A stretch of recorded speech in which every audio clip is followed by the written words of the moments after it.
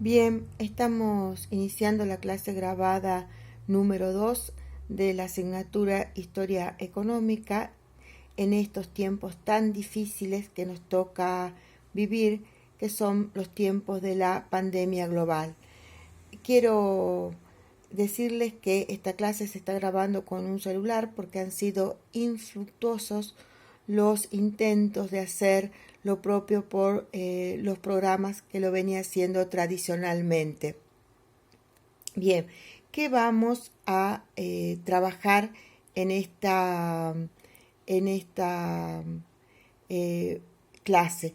Vamos a trabajar los contenidos de la unidad 1 del programa que están referidos a la historia y a la historiografía de la historia económica occidental de los siglos XIX, XX y XXI.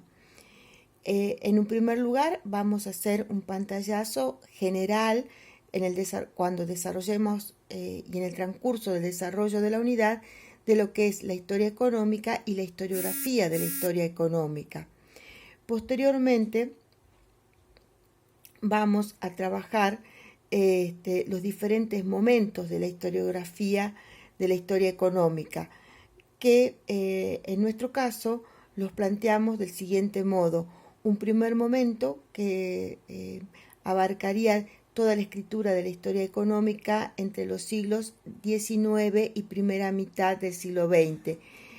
Un segundo momento que tendría que ver con la historia económica, sus producciones en la segunda mitad del siglo XX y finalmente la historiografía de la historia económica hoy, es decir, qué pasa con la escritura de la historia económica en los tiempos actuales. Recuerden que también en la unidad 1 trabajamos todo lo que está referido al manejo de las TIC, los buscadores web, el Google académico, los gestores bibliográficos, el Zotero, la cuestión de reponer y citar información. Bien, presentada la unidad 1, vamos a comenzar a desagregar. Y en este desagregado vamos a detenernos en los términos historiografía, historiografía de la historia económica e historia económica. Algo que queremos dejar claro es que no siempre se escribió historia económica del mismo modo. Por eso es que diferenciamos tres periodos. Y que cuando nos referimos a la cuestión de escribir historia económica, la exposición histórica escrita de la historia económica, es decir, su historiografía, la historia de su escritura, estamos refiriéndonos tanto a las teorías que nutren los planteos. Cuando planteamos teorías, estamos refiriéndonos obviamente también a los interrogantes, a los métodos. También nos referimos a las fuentes, es decir, a los datos a los cuales recurren los historiadores y las historiadoras económicas para trabajar el pasado, y al contexto. El contexto es muy importante porque es con el cual está el permanente diálogo para definir justamente los interrogantes, las teorías, los conceptos que van a ser las herramientas para el estudio. Tratemos de ejemplificar esto que dijimos acá en una situación concreta. Vamos a trabajar la historiografía de la historia económica hoy. Y cuando nos referimos al hoy, el periodo se trata de 1980 hasta la actualidad. ¿Y por qué decimos esto? Porque a partir de 1980 se configura un nuevo contexto que va a influir, incidir en la escritura de la historia económica, es decir, en su historiografía. Este contexto, que lo llamamos acá este contexto instituido, está en relación con las experiencias históricas que transcurren en estos tiempos. Nos referimos sobre todo y concretamente al desmoronamiento de la utopía comunista, al desmoronamiento del socialismo real ante lo que sabemos fue la caída del muro del Berlín y todo lo que esto conllevó. Este hecho, que comienza en 1989, podríamos decir con el desmoronamiento simbólico del muro de Berlín y después con el fin de las repúblicas socialistas soviéticas, va a generar un cambio en el modo de asir la realidad de estos últimos tiempos. En primer lugar, porque queda una única alternativa, aparentemente, que es la alternativa del capitalismo liberal. Hay una sensación de triunfo del capitalismo liberal como único modo de organización societal. Esto ha llevado que justamente en inglés se hable de THINA, there is no one alternative, no hay ninguna otra alternativa. El filósofo estadounidense de origen japonés, Francis Fukuyama, se refirió al fin de la historia. Capitalismo y democracia era el fin de la historia de la humanidad. En lengua española se va a imponer la expresión pensamiento único. ¿Por qué? Porque no da lugar a otra cosa. Pero paralelamente a que esto aparece consolidado, va planteándose cuestionamiento a este contexto instituido y se va instituyendo otro contexto que influye notablemente en la actual escritura de la historia económica. No quiere decir que en todas las producciones, pero sí en las preocupaciones de una gran parte de ellas. Uno de estos es el cambio climático. El cambio climático, el efecto invernadero, hacen que nuestras sociedades sean, como dice el filósofo y sociólogo alemán Ulrich Beck, sociedades en riesgo, sociedades en incertidumbre. Se desmoronaron, desaparecieron las dos grandes flechas de la historia que habían movilizado no solamente la experiencia histórica de la humanidad en el siglo XX, sino que también habían caracterizado a la escritura de la historia económica. Concretamente nos referimos al modo de organización societal capitalista y al modo de organización societal comunista. Al no existir estas flechas de la historia, la sociedad se encuentra en un clima de incertidumbre, pero es un riesgo permanente y la incertidumbre, el riesgo permanente que ocasiona el cambio climático, las catástrofes a las cuales se enfrentan las sociedades constantemente, y que también tienen lugar en las experiencias históricas. Hay el movimiento de los indignados, por ejemplo, va a mostrar la fragilidad de este triunfo del capitalismo liberal. Lo mismo podemos decir con el movimiento de Me Too. Todo esto influye obviamente en el aparato conceptual que se utiliza para asir la realidad. Fíjense ustedes que, de nuevo, recurriendo a Ulrich Beck, muchos conceptos con los cuales veníamos trabajando en las décadas previas se convierten en conceptos zombies, es decir, están muertos aunque parecen vivos. Para que tengamos un simple ejemplo, el concepto de familia.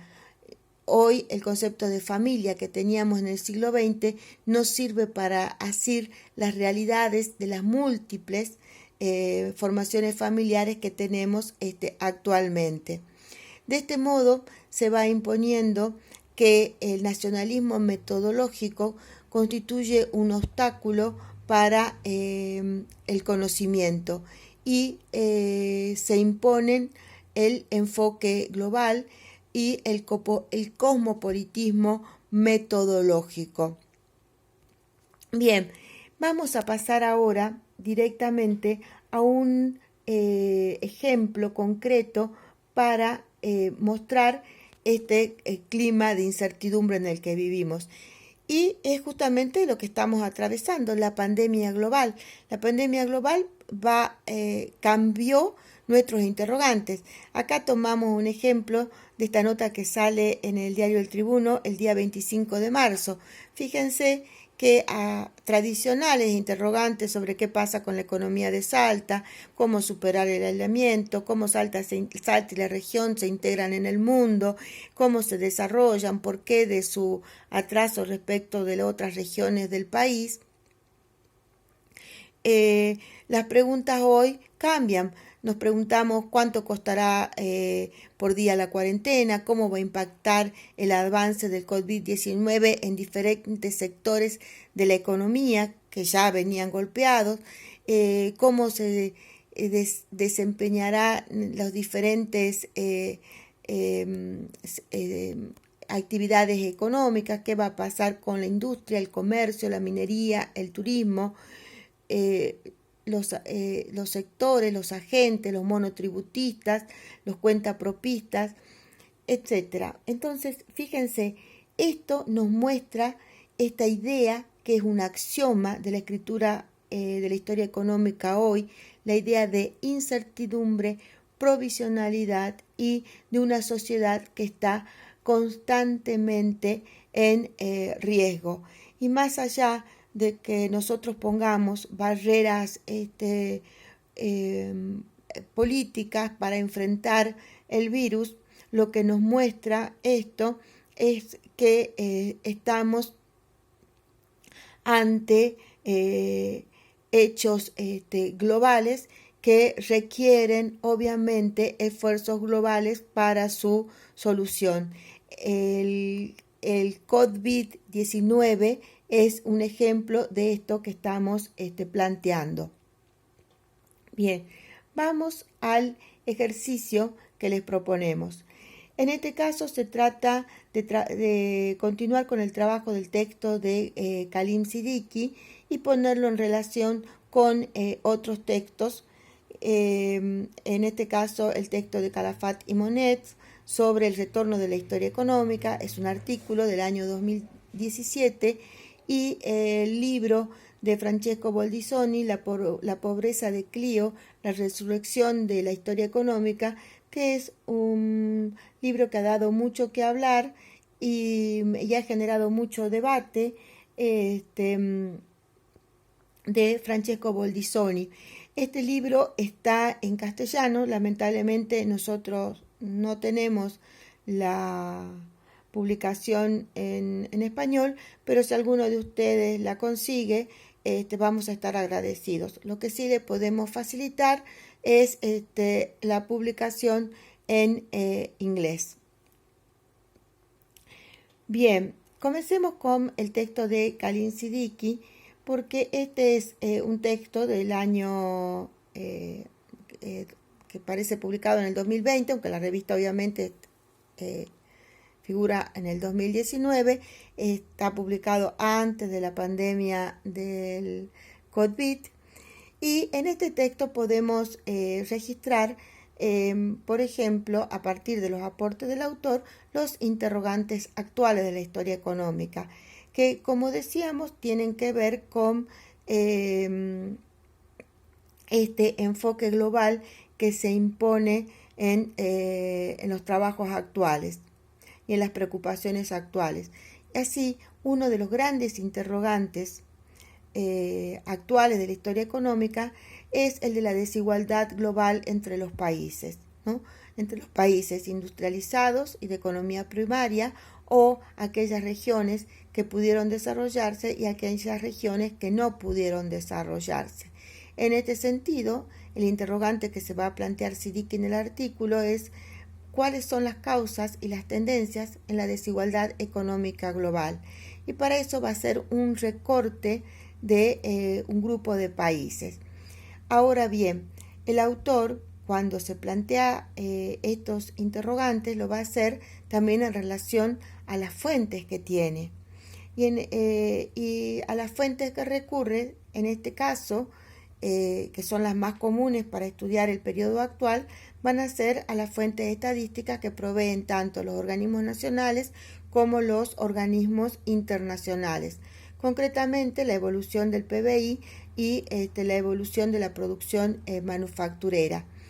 También va a trabajar con los datos que le proveen historiadores económicos como los datos del PBI de Angus Maddison o los índices de producción industrial de Paul Weyrauch.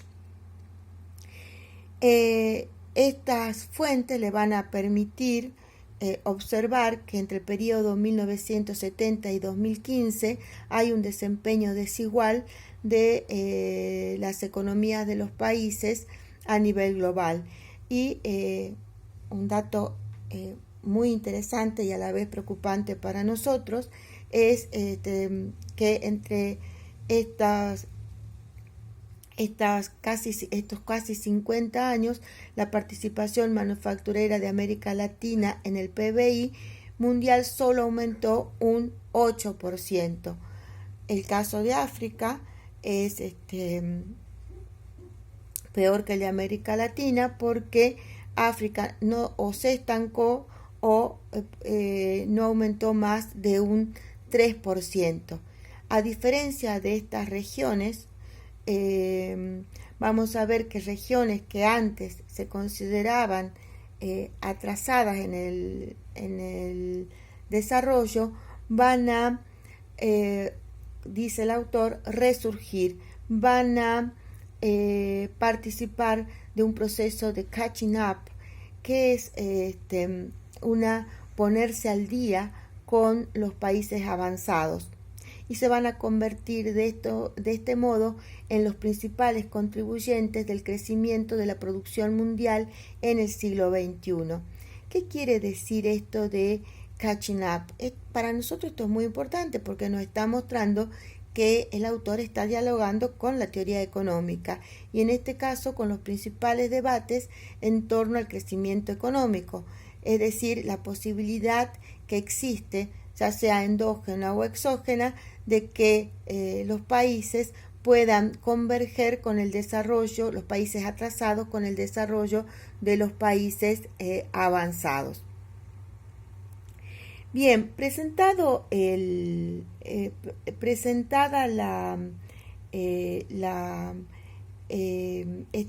los interrogantes, presentadas las fuentes, también en el texto de Siddiqui estamos, el autor nos provee de la metodología, ¿no? Y allí nos va a plantear que no solamente va a trabajar con la distribución del PBI per cápita entre los países, sino que va a contemplar la población y también va a contemplar las desigualdades hacia el interior de los países de cada experiencia nacional, como su distribución en el ingreso per cápita. En el desarrollo, posteriormente, va a plantear ya una periodización a la cual nosotros vamos a recurrir para empezar a estudiar los contenidos de la unidad 3 del programa, que están referidos a la historia económica de fines del siglo XIX y el siglo XX hasta la actualidad. Bien, con esto nosotros vamos a dar cierre a la primera parte de esta clase grabada 2,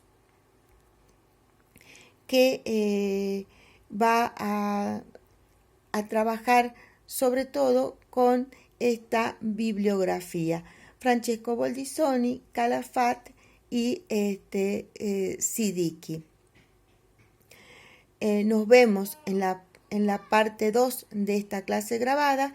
Esperemos poder concretar finalmente la posibilidad de que ustedes dispongan de ella. Muchas gracias y mil disculpas primero por el retraso y por haber recurrido ya a esta forma de grabar que rogamos que se entienda. Gracias.